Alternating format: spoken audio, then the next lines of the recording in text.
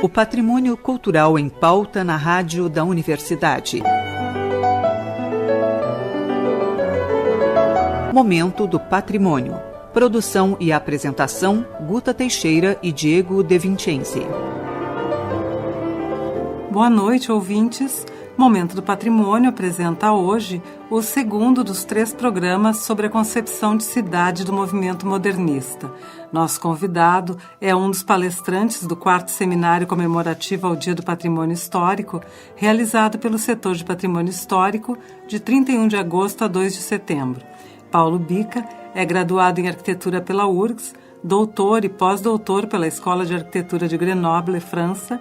É professor aposentado da Faculdade de Arquitetura da Universidade de Brasília e foi também professor da Faculdade de Arquitetura e Urbanismo da PUC Rio Grande do Sul.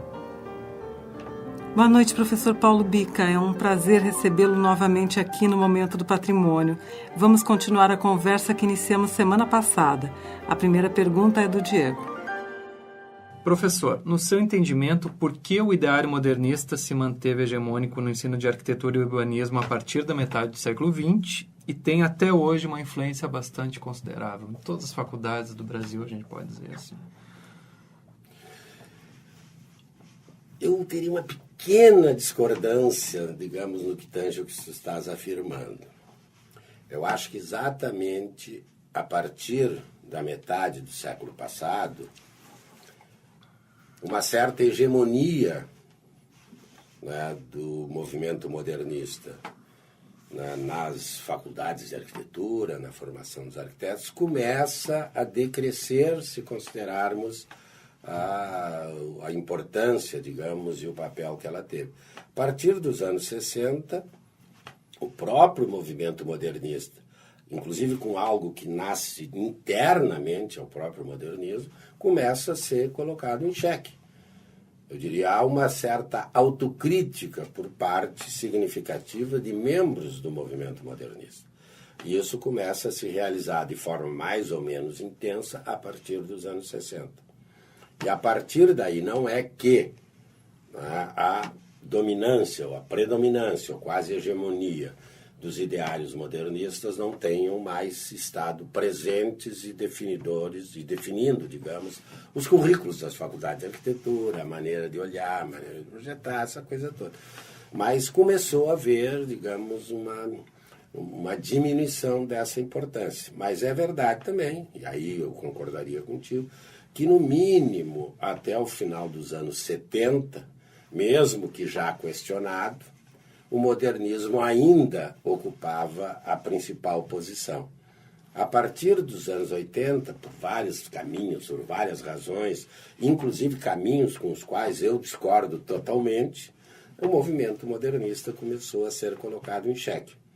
E aí, nas próprias faculdades de arquitetura, não apenas no Brasil, enfim, começam a aparecer, procedimentos, olhares, enfim, que não corresponderiam mais àquela hegemonia do modernismo. E hoje eu não diria que o modernismo desapareceu, mas ele já não é mais hegemônico, digamos, como foi. E eu posso afirmar isso, sobretudo no que concerne a arquitetura da cidade, os projetos de urbanismo, enfim, que talvez nesses é que o modernismo se expressou de maneira mais plena. Conversamos um pouco sobre a cidade modernista no programa passado, né? Os projetos de cidades hoje mais contemporâneas já não são modernistas estrito sensu. Muito embora, eu tenho escrito até sobre isso, muitos aspectos do modernismo comparecem hoje mesmo que travestidos, digamos, de não modernistas. Mas isso não é hegemônico enquanto ideário, eu quase diria enquanto ideologia nas faculdades de arquitetura, por exemplo. Professor, Brasília foi a primeira obra da arquitetura modernista reconhecida pela Unesco como Patrimônio Cultural da Humanidade. Lembrando que o ideário modernista pressupunha uma certa idealização do ser humano, como constatamos no programa da semana passada, como o senhor vê a relação de Brasília com as pessoas reais que lá vivem? Eu morei 30 anos em Brasília, então, portanto, eu posso me colocar na condição de uma dessas pessoas reais, né? Não que lá viveram, no meu caso, porque lá já não vivo mais, estou aqui em Porto Alegre. E, de fato, sempre que se fala de Brasília, ou em Brasília, melhor, nós estamos tratando de um objeto, de uma realidade arquitetônica, social, enfim, extremamente complexa, né? Eu costumo dizer, fatos como Brasília aparecem raramente na história da humanidade. Não se constroem, né, cidades, né, como Brasília todo ano, ou toda década, ou mesmo a cada século. Isso são as exceções das exceções. E é claro que isso nos obriga a ter um olhar cuidadoso diante de um objeto tão importante e tão complexo como esse. O olhar cuidadoso não significa um olhar não crítico. Acho até que um olhar cuidadoso necessariamente deve ser um olhar crítico, porque senão ele é um olhar superficial, ele não olha com cuidado as coisas. E é verdade que isso, a meu ver, é muito bom. Sobre um conjunto de aspectos, a própria vida, né, que começa a ocorrer em Brasília, digamos, após a inauguração, colocou, e seria, digamos, inevitável que isso acontecesse, em xeque muitos dos pressupostos do próprio desenho, do próprio projeto da cidade de Brasília, contrariando, inclusive, alguns aspectos importantes daquilo que havia sido projetado pelo Lúcio Costa, no famoso plano piloto. Então, a vida, ao mesmo tempo, foi se adaptando a essa nova condição que lhe era oferecida nessa nova cidade, nessa nova arquitetura, mas, ao mesmo tempo, é verdade também, foi subvertendo um pouco alguns dos pressupostos que lá se colocavam. Não diria que subverteu de todo, e nem estou propondo que isso ocorra, né, porque Brasília tem uma estrutura, uma organização, um tipo de arquitetura muito rígida, uma estrutura muito sólida, e quando eu digo isso eu não estou dizendo no sentido positivo. É uma estrutura que admite pouco a transformação. Então, a vida, mesmo que tenha agido sobre essa estrutura, não foi capaz, né, digamos, de transformá-la como poderia, né, ter ocorrido em outras arquiteturas menos estruturadas, menos rígidas, enfim. Mas as pessoas foram se adaptando, digamos, o que é um pouco lamentável em Brasília, eu diria assim, já que você me fala de vida, é a quase que total ausência daquilo que nós costumamos chamar nas cidades tradicionais do espaço público. O espaço público não é simplesmente o espaço vazio, mas é o espaço com pessoas, com gentes, apropriado, digamos. Isso está no ideário do movimento modernista, que desconsiderou totalmente o espaço público da maneira como até então ele vinha sendo tratado nas cidades tradicionais. Espaço público, para mim, aqui, a rua, são certos lugares, são largos, são certas praças com gente, e não para estacionamento, ou para árvores, ou para os carros circularem, enfim. E essa é a predominância do espaço externo às edificações em Brasília. Então, em termos de vida em Brasília, os espaços públicos, nesse sentido, foram desprezados, e é claro que a vida que lá ocorre é condicionada também por esse desprezo. Poder-se dizer, não, tem os espaços públicos nas entrequadras, com os bares e tal. Concordo. Isso é diferente do que um espaço público que você não precisa pagar para usá-lo. E, ao mesmo tempo, esses bares que hoje estão lá, nesses comércios de entrequadra, enfim, só lá estão porque contrariaram aquilo que o plano original dizia, e não previa isso. Antes, pelo contrário. Né? Quem conhece sabe que as ruazinhas onde estão, e nem chamavam-se de rua, esses comércios, né, teriam as partes de serviços desse comércio voltadas para as ruas, e o comércio, mas aí só um comércio local, a quintanda, a farmácia, o que é importante, para dentro das quadras. Mas isso não geraria, claro, espaço público. Isso foi a vida que gerou, né, contrariando o projeto, né, do plano piloto. Por quê? Porque a vida né, de acordo com o modernismo, ou se dá nos locais de trabalho ou nos locais de habitação. Privados. No caso, ambos espaços privados. O espaço público não é visto como espaço de vida, de convivialidade, de sociabilidade. Enfim, é como se as pessoas, e o Le Corbusier dizia isso, saem de manhã, vão para o trabalho e de tarde voltam para casa. O Lúcio Costa, eu acho interessante, ele ficou surpreso.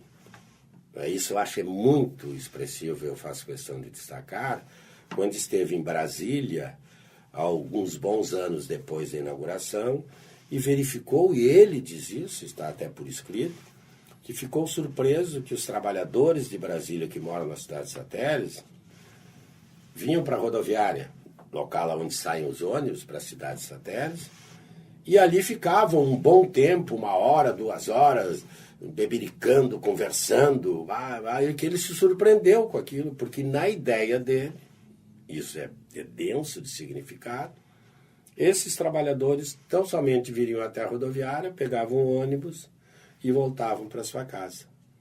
Ou seja, não estariam, como hoje estão, né, ou não estava previsto, a sua apropriação, o seu uso, digamos, de outra maneira que não fosse simplesmente esse uso funcional de pegar um ônibus para ir para casa ou de descer do ônibus para ir para o trabalho. É uma socialização, assim. Né? Mas uma socialização que contrariou o que o próprio projeto previa e surpreendeu o próprio Lúcio. É verdade que ele disse que bom que houve essa mudança. É interessante que ele reconheceu que houve uma mudança expressiva. Ou seja, na forma de vida, em última instância, das pessoas em relação àquilo que ele havia pensado originariamente. Perfeito. Professor, Porto Alegre, como outras cidades brasileiras, também teve experiências modernistas. A gente pode citar o acerro da Enseada da Praia de Belas, que foi construído sobre o Lago Guaíba, e onde estão situados o Parque Maria do Brasil e o complexo de edifícios públicos que engloba a Câmara Municipal de Vereadores, o Centro Administrativo do Estado, o Detran, entre outros. Como é que o senhor avalia essa experiência porto-alegrense? Eu acho aqueles lugares, eu uso essa expressão com várias aspas, e provavelmente vocês vão entender, um dos piores de Porto Alegre. Eu afirmo, e já até me permite dizer, já escrevi sobre isso, já publiquei sobre isso, aquilo ali é quase uma não-cidade. Se nós olharmos o conjunto de edifícios constituído pelos prédios administrativos do governo federal, ali não tem chocolatão ali. Se olharmos o nosso centro administrativo estadual, a nossa Câmara de Vereadores, aquilo é um horror, me desculpem. Cercado por várias cercas, aquilo não tem vida, não tem cidade, não tem nada, são condomínios fechados, eu uso inclusive essa expressão. Que diferença entre aquele lugar e uma Praça da Matriz, né, uma Praça da Alfândega. E por que eu estou usando a Praça da Matriz? Porque a Praça da Matriz também foi o lugar, digamos, da expressão do poder político, era o centro administrativo de Porto Alegre antes, e ainda ali tem, né, o Palácio do Governo, o Legislativo, o Judiciário, mas é uma outra coisa. E ao mesmo tempo ao lado, habitação, tinha, agora mesmo, né, tal. Então, quando criam aquilo lá, que é a expressão do modernismo, esse rígido zoneamento, né, se nós passarmos lá agora mesmo, não se vê viva a alma. São prédios rodeados de carros, né, impressionante, hectares e hectares de carros. Isso, inclusive, do ponto de vista da economia urbana, é um absurdo. Me mostrem em Paris, não gosto muito da vida, um lugar que seja isso. Não tem, não é? Não tem qualquer, digamos, cidade, enfim, não. Então é uma das piores, digamos, soluções, entre aspas, arquitetônicas que se tem. Depois das 6 da noite, aquilo ali, quem passar ali, o risco é se leva, desculpa a expressão um pouco grosseira, se levar uma paulada ali na cabeça, ninguém passa, até porque não tem o que fazer. Então é um espaço, inclusive, que fica ocioso, eu quase que diria, né, no mínimo 60% do seu tempo.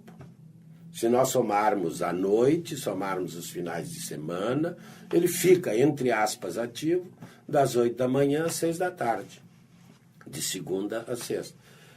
Isso é um absurdo como cidade, né? Mas a cidade modernista produzia e continua produzindo esse absurdo. E o Centro Administrativo Estadual, eu já escrevi isso, não sei se ainda está, mas acho que ainda lá está, era cercado por uma cerca de arame, que eu disse, aqui repito, que nem num galinheiro se poderia botar, e o Centro Administrativo do Estado, que tem que ter todo um caráter simbólico. Vejam, passem lá e olhem. Não tem uma pessoa caminhando em volta. Agora, se saímos daqui e fomos na Praça da Matriz, está cheio de vida, tem criança brincando na frente do palácio do governador, e isso não tem conflito nenhum, não há problema. O governador não governa melhor ou pior porque tem criança ou pessoas passando na calçada na frente do palácio. Não. Mas o conceito modernista é não. Para que as coisas funcionem bem, elas precisam estar isoladas das outras que lhes são diferentes. Daí sempre esse caráter segregador, né, que não admite a diferença, não admite a diversidade, enfim, que já conversamos um pouco no programa passado, aquela ideia de puro. Puro é o seguinte, não pode ter mistura. Aqui é só prédio administrativo, não pode ter o tipo de vida que não seja o trabalho e o trabalho administrativo. Então é um horror aqui. O indivíduo some, né? Some. O indivíduo é atomizado. Mas ele não foi pensado para o indivíduo enquanto... Ali o indivíduo é visto meramente como alguém que vai lá para cumprir uma função enquanto funcionário público, ou um indivíduo que vai lá para ter um serviço público que ali está sendo previsto. Mas é funcional apenas. Não é um lugar para a vida urbana da cidade, de convivialidade, de encontro, de trocas, enfim, mesmo que espontânea e mesmo que não direta.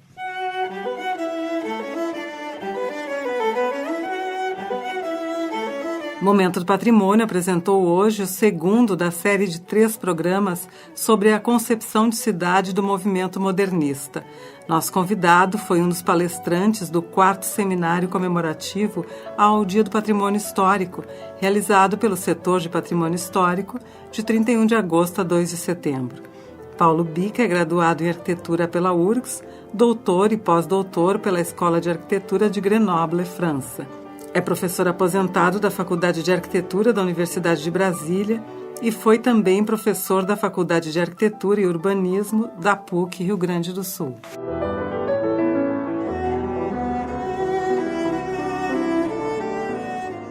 Este programa é uma realização do Setor de Patrimônio Histórico da Superintendência de Infraestrutura da Universidade.